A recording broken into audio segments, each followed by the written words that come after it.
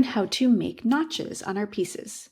We'll review a second by going into our rectangle tool to create a basic shape. I'm going to do a rectangle.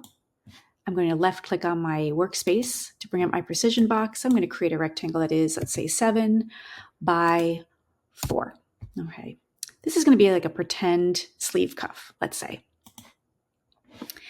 And if I wanted to notch this piece or place notches, there is a special notch tool. So the notch tool is here.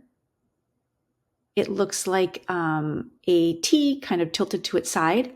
If you hold down that notch, you can see that there are no other options within that. There are no sub menus, which is kind of handy. But what this does is it allows you to place notches, and you can see very clearly that my cursor has changed to that function. So I know that I'm in the notch tool.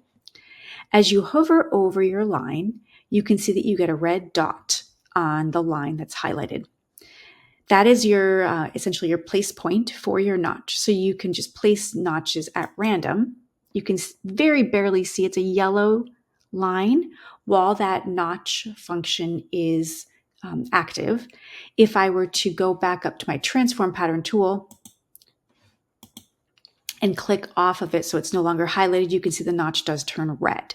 So it's a little bit hard to see while you're in the notch function or while it's highlighted, but once you're no longer highlighted, it is red and it stays there. I do want to point out that adding a notch does not split your line. And this might be of more importance later on down the road, but if you have a notch there, it does not mean that your line is split into segments. As you can see, if I click on my edit pattern tool or press C on my keyboard, and then I highlight the line and place it, it shows me that there is 2 different lengths, but it's not actually a separate segment. Okay. You could, though, however, go into your edit pattern tool, add point split line, and you can place a point there, or in your notch tool, go in, select that point, right click, and say add point to notch.